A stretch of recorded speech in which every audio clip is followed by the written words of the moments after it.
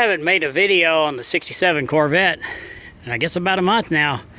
I had 2 trips that took over a week each in the meantime, and I'm still working all the time, so it had to wait. But I've got the brakes working on it now. Have a brake pedal. The car runs.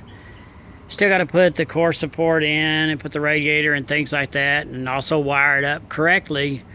But started doing some of this body work on it because it was really bothering me.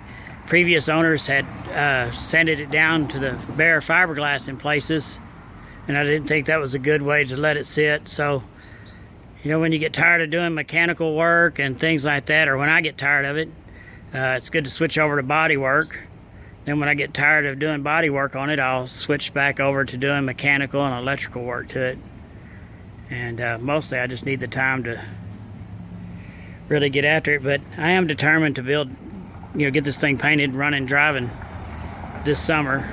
I'd like for it to be painted whenever I take it for its first drive. So what I do is just kind of like one panel at a time.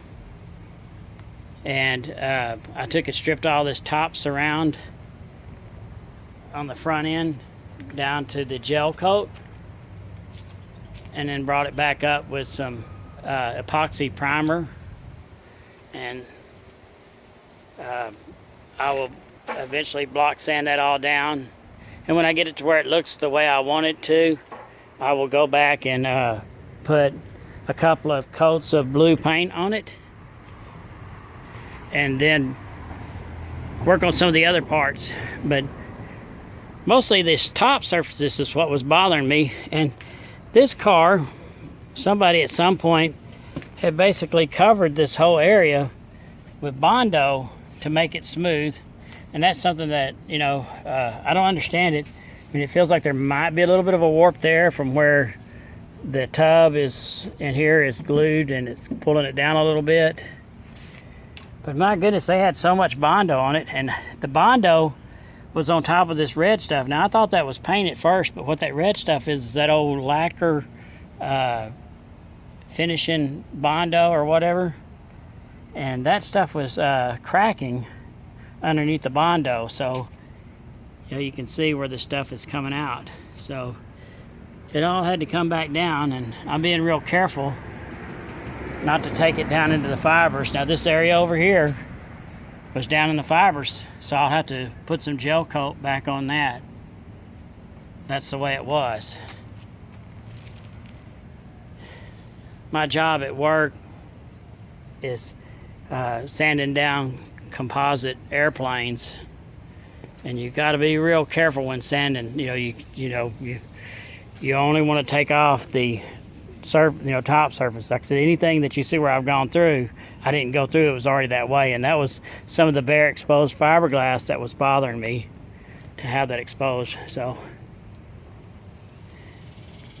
hopefully pretty soon I can get a couple of coats of blue on it. And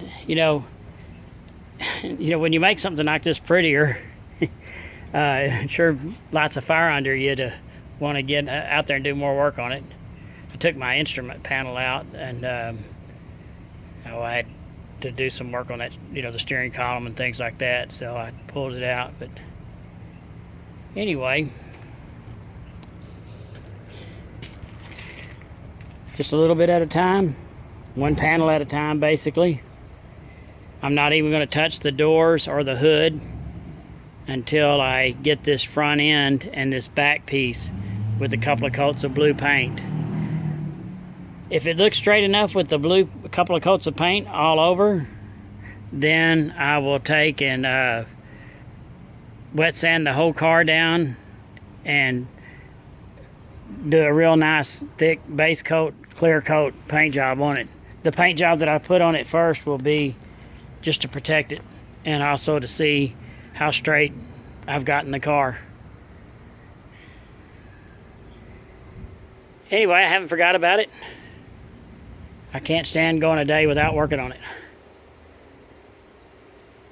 Thanks for watching. Oh, subscribe if you can. It doesn't cost anything to subscribe, and Sure helps out as far as what YouTube thinks of my channel to have a lot of subscribers. I wouldn't want them to cancel my program because I've gotten 95% of the people that watch the channel aren't subscribed, which